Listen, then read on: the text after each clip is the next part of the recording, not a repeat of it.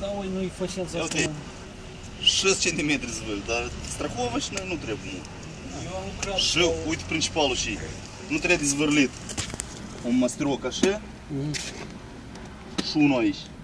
Dar stărul, aici este mastroc și dici în sus, e ca așa, știi? Să-l bați în cap, e ca așa. unul după altul. Da. Nu, pur și simplu sunt meșteri care el gănește metrajul, știi? Face mult metraj. Dar asta e uite plene, asta costă bani și de asta ei trebuie lucrat în șeciul și la voi. Și așa se face metrajul. E, o ții în mână, sunt că pleci schinarea pe aceea, căldare 20 kg, dacă ai luat 3 metroși și restul o ții în mână, că e ușurit.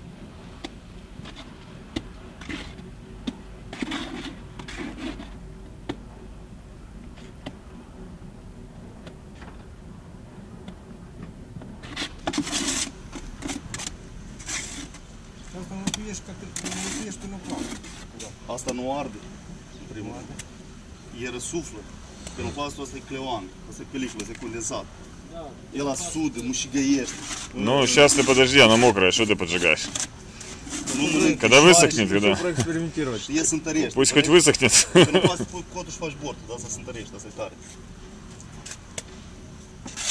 Și ciment cu bulele astea, da? Aici nu sunt componente, care secretul firmei. Секрет не разглашается, да?